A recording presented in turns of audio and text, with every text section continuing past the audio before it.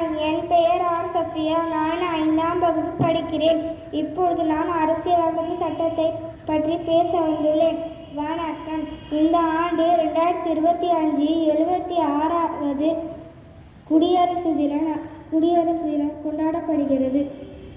இந்திய அரசியலமைப்பு என்பது நம்முடைய நாட்டின் அடிப்படை சட்டம் மற்றும் நம்மை வழிநடத்தும் முக்கிய ஆவணமாகும். 1947ஆம் ஆண்டு நம்முடைய நாடு சுதந்திரம் பெற்றபோது நம்முடைய சொந்த அரசியலமைப்பை உருவாக்க வேண்டும் என்ற தீர்மானம் எடுக்கப்பட்டது. பாரத நாடு பழம்பெரும் நாடு என்கிறார் பாரதியார். அரசியலமைப்பு என்பது ஒரு நாட்டின் நிர்வாகத்தை வழிநடத்தும் விதிகளாகும். டாக்டர் ராஜேந்திர பிரசாத் அரசியலமைப்பின் தலைவராக தேர்ந்தெடுக்கப்பட்டார். அரசியலமைப்பின் வரைவு குழுவில் தலைவராக டாக்டர் B.R. அம்பேத்கர் இருந்தார். இவரே இந்திய சாசனத்தின் தந்தை என அழைக்கப்பட்டார்.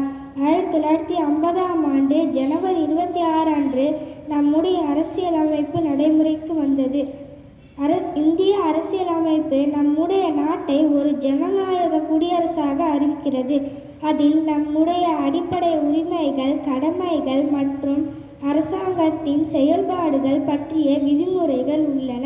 அனைத்து மனிதர்களும் சமம். ஜாதி, மதம், பாலினம் எந்த பாகுபாட்டிற்கும் இடமில்லை. இந்தியா ஒரு மதசார்பற்ற நாடு. இந்தியா ஒரு குடியரசு நாடு. சட்டத்தின் முன் அனைவரும் சமம். நன்றி, வணக்கம்.